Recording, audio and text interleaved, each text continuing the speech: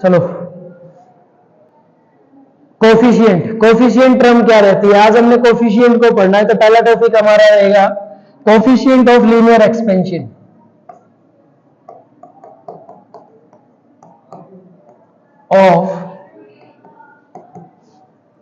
Linear expansion.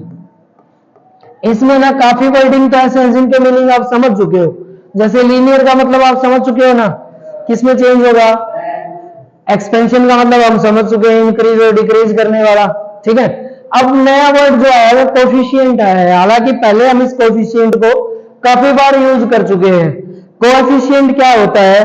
किसी भी material के लिए यूज किया गया वो वर्ड रहता है जिसमें एक मटेरियल की अपनी कंडीशन है कि वो कितना चेंज होगा।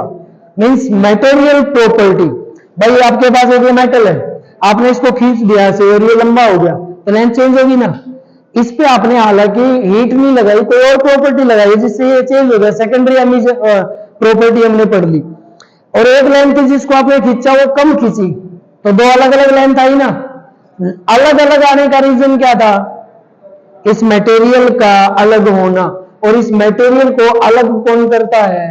ये कोएफिशिएंट करता है। मींस सब मटेरियल के पास एक ऐसी टर्म होगी जो उसकी अपनी कांस्टेंट होगी कि वो कितना चेंज होगा और कितना चेंज नहीं होगा, उसको बोलते हैं कोएफिशिएंट।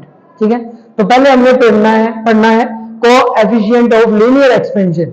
और लीनियर एक्सपेंशन के लिए क्या रहेगा? Linear term. और लीनियर टर्म में क्या लेते हैं?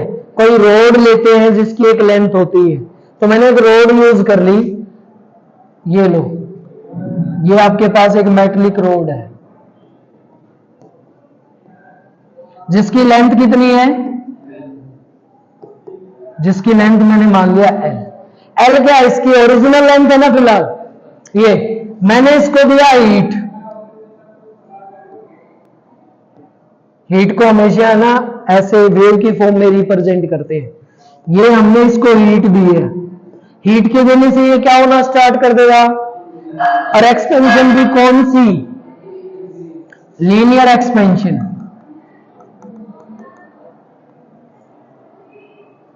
ठीक है, पहले इसकी लेंथ यहां से यहां तक कितनी थी? अब लेंथ इसकी यहां से यहां तक कितनी हो गई है? एल डैश कितनी हो गई है? तो ये तो इसकी ओरिजिनल लेंथ थी, ये कौन सी है? चेंज इन लेंथ है ना। क्या हम ये वाली लेंथ निकाल सकते हैं? कैसे? इस एल डैश में से किसको माइनस कर दें तो ये वाली लेंथ आ जाएगी ना। इस लेंथ को बोलते हैं स्मॉल चेंज इन लेंथ। ये तो पूरी चेंज लेंथ थी और ये कौन सी है? वो स्मॉल लेंथ जो चेंज हुई थी। ठीक है, ये चीजें हमारे पास रहती हैं। क्यों हुई है? हीट की वजह से। अब हमें ये कंडीशन पढ़नी है कि इसको चेंज करने में कौन कौन काम करता है। पहले तो हमने क्या क्या लिया है?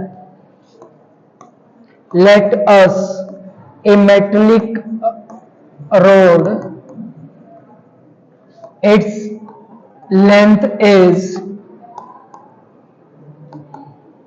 क्या है बेटा? L. And change in length क्या है? डेल एल नहीं बेटा, एल डैश। किसकी वजह से? Due to change in small temperature. वो कम से कम टेम्परेचर जिसकी वजह से ये चेंज हुई है। और स्मॉल टेम्परेचर को लिखेंगे तो क्या लिखें? ठीक है, इक्वेशन बना लो। Change in length, small change in length कितनी हो जाएगी? Small change in length is del L. कब निकलेगी? एल डैश माइनस में। ठीक है भाई, ये होगी इसकी कंस्ट्रक्शन और ये फॉर्मेशन होगी जहां पे हमने क्या निकाल लिया? L del L. ठीक है, अब आपको ये बताना है कि किसकी वजह से क्या चेंजिंग आया है। पहला स्टेप हमने बढ़ना है, ये डेल एल कब चेंज होगी।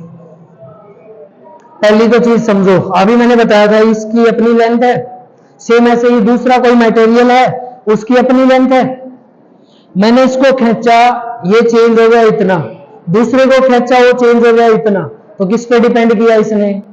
मटेरियल पे। और मटेरियल के ऊपर भी किस पे डिपेंड किया? इसकी लेंथ पे ना, तो मेनली किस पे डिपेंड करता है? ये लेंथ के ऊपर डिपेंड करता है। मींस अगर स्मॉल लेंथ चेंज होगी कब? जब वो किसके डायरेक्टली प्रोपोर्शनल हो? इसकी एग्जैक्ट लेंथ के। ठीक है, तो change in length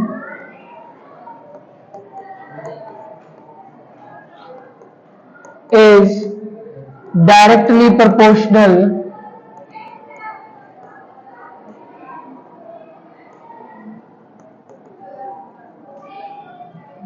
to original length. Length लिख दे खाली, क्या बन गई equation? Del L directly proportional होगी किसके? यहां पे चेंज इन लेंथ को आप समझ जाना कौन सी वाले बोल रहे हैं, स्मॉल वाली बोल रहे हैं। तो डेल एल डायरेक्टली प्रोपोर्शनल किसके? First equation. सेकंड फैक्टर बताओ किस पे डिपेंड करेगा? कम हीट दी, कम लेंथ चेंज होगी, ज्यादा हीट दी तो कब तक देनी है हीट? जब तक चेंज होती रहे, तब बंद कर दो जब वो मेल्ट होना शुरू हो जाए, क्योंकि मेल्ट के बाद तो क्या हो जाएगी? प्रोसेस ही चेंज हो जाएगी। तो ज्यादा हीट से क्या चेंज हो रही है? लेंथ ज्यादा हो रही है। तो अगला क्वेश्चन क्या रहता है? डेल एल किसके डायरेक्टली प्रोपोर्शनल हुई? Del L is directly proportional to change in temperature. Heat की जगह पे क्या लिया हमने? टेम्परेचर लिया है ना, तो क्या लिखे इसको? डेल एल डायरेक्टली प्रोपोर्शनल किसके? कौन सी इक्वेशन? दोनों को बराबर रख दो, बैलेंस कर दो। क्या कॉमन है? पूरी equation. Del L directly proportional L into में, ठीक है, this directly proportional, this is a proportional constant is equal to coefficient of linear expansion. ये कांस्टेंट किसके बराबर है? Coefficient of linear expansion. Coefficient of linear expansion. ठीक है, कर ले सोल्व बेटा। इसको अगर मैं वहां पे पुट कर दूं तो फॉर्मूला क्या बन गया? Del L is equal to coefficient of linear expansion को रिप्रेजेंट करते हैं अल्फा से। किससे रिप्रेजेंट करेंगे? पेपर में लिखा आएगा alpha is a, fill in the blanks भरना है। Coefficient of linear expansion, linear expansion के लिए हम अल्फा को मानते हैं। तो डेल एल किसके बराबर? अल्फा इंटू में एल इंटू में, लेकिन हमें क्या निकालना है? कोएफिशिएंट निकालना है, तो सिर्फ अल्फा निकालना है। तो अल्फा इज इक्वल टू किसके बराबर? डेल एल अपॉन में, बोले एल इंटू में, इसको बोलते हैं coefficient of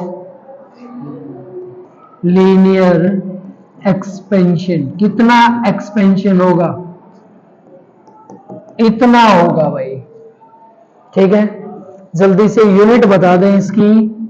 alpha is equal, अच्छा फॉर्मूला अगर इसकी डेफिनेशन लिखनी है तो coefficient of expansion, coefficient of expansion is equal to, किसके इक्वल है? चेंज इन लेंथ बाय में ओरिजिनल लेंथ बाय में स्मॉल चेंज इन हीट या टेम्परेचर। क्या कहलाएगा हमारा? Coefficient of linear expansion alpha. ऐसा यूनिट, ऐसा यूनिट ऑफ अल्फा, बोलो जल्दी, बोले बोले। लेंथ मीटर, मीटर कोई जरूरत नहीं है, बचा क्या? टेम्परेचर, और टेम्परेचर को ऊपर लेके जाना है तो टेम्परेचर की यूनिट केल्विन इनवर्स, या कहीं कहीं लिख देते हैं डिग्री सेल्सियस इनवर्स, ये ड्राइव्ड के लिए रहती है। ठीक है, तो ये है बेटा जी आपका कोएफिशिएंट ऑफ लीनियर एक्सपेंशन। बताओ समझ आया क्या? ये आएगा पेपर में, आएगा तो 2 नंबर में, 3 नंबर में डेफिनेशन डेरिवेशन। ठीक है, अब समझो इसको कहाँ यूज होता है। ये मेनली वही यूज होगा जहां पे भी रोड यूज की जाती है, लोहे की, मेटल की, जो भी मेटलिक चीजें लगी होंगी, जैसे कि आपकी वॉच की निडल, घड़ी की सुई। सर्दियों में टाइम ड्यूरेशन कम, गर्मियों में डे ड्यूरेशन टाइम ज्यादा, तो ज्यादा डे ड्यूरेशन के ऊपर उसकी लेंथ क्या हो जाएगी? इंक्रीज। इंक्रीज होगी तो ज्यादा बड़ा चक्कर लगा के आएगी ना, तो आपको लगेगा दिन बड़े बड़े हो रहे हैं। और सर्दियों में ये वापस क्या हो जाती है? ओरिजिनल लेंथ पे आ जाएगी। अब लेंथ होगी छोटी, अब चक्कर धीरे धीरे जल्दी लगा देगी, तो हमें लगता है ड्यूरेशन ऑफ डे क्या हो गया है? जल्दी चला गया है। ठीक है, इसको बोलते हैं लीनियर एक्सपेंशन। ठीक है बेटा, तो ये आपका अगला टॉपिक रहता है भाई।